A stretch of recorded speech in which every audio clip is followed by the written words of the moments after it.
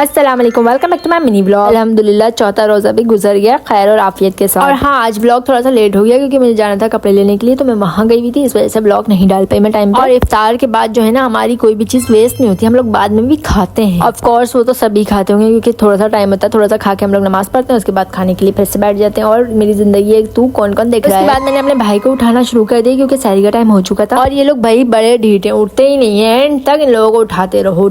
और मुबारक को हमारे गाँव में पानी भी आ गया है। उसके बाद मैंने सहरी बनाई, चाय बनाई अच्छी खासी अपने लिए, मतलब कि 2 कप तो होनी, क्योंकि फिर हम वो चाय के लिए बोलने लगते हैं मेरी जिंदगी है तू। और हमारे साथ साथ हमारे पेट्स भी करते हैं सहरी। इसके बाद मैंने सहरी का दस्तरखान लगा दिया था और मेरे भाई साहब फिर भी नहीं उठ रहे थे। देखें सहरी बराबर में, लेकिन ये फिर भी नहीं उठ रहा बंदा, इतना कोई ढीठ है। हमने तो टाइम से सहरी कर ली थी और उसके बाद टहल भी लगा लिया था क्योंकि हजम करना भी लाजमी होता है। जोहर में आँख खुली तो मम्मा कपड़े धो रही थी क्योंकि आज संडे का दिन है, तो हम कैसे भूल सकते हैं कि आज कपड़े धुलते हैं हमारे घर में। और कपड़े प्रेस भी करने होते हैं हमें, तो इसलिए ऑर्डर नाफिस हो गया कि कपड़े इस्त्री कर दो। मैंने कहा ओके भाई नॉट। नहीं कोई यार सुस्ती आ रही थी और इतनी तबीयत खराब हो रही थी ना, कपड़े भी नहीं बदले गए मुझसे। और ना मैंने आज इफ्तारी बनाई अपने घर में, जो बस नानी घर से ही वही मैंने इफ्तारी में खा लिया। फिर मैंने सोचा कि कपड़े मुझे इस्त्री करने ही है, तो मैं 2-4 सूट एक साथ इस्त्री करके टांग देती। कपड़े प्रेस कर ही रही थी तो मेरी आनी ने इतनी सारी अफ्तारी, बिरयानी, कोरमा, इतनी सारी चीजें भेज दी। फिर मैंने कहा आज मुझे अफ्तारी नहीं बनवानी चाहिए। सोचा कि मुझे जाना ही है बाहर, तो मैं बाहर जाके भी कुछ खा सकती हूँ, तो इसलिए मैंने नहीं बनाई इफ्तारी। और मेरे भाई साहब ने इतना गंदा मुंह सड़ा लिया अपना क्योंकि मैंने इफ्तारी नहीं बनाई थी। देखो, और उसके बाद फिर हम चले गए बाहर और फिर मैंने अपने भाई से कहा कि आज तुमने अगर मुझे फालूदा नहीं खिलाया तो अच्छी बात नहीं होगी और फिर मैं तुम्हारे साथ कभी भी नहीं आऊंगी। तो उसने कहा अच्छा चलो रो मत, मैं तुम्हें खिला ही देता हूँ, क्या याद करोगी। कसम से मैं इस फालूदे के लिए रो रही थी, मुझे बिल्कुल भी नहीं अच्छा लगा ये फालूदा। अच्छे खासे मैंने इसके पैसे वेस्ट करा दिए, मतलब कि जैसा होना चाहिए था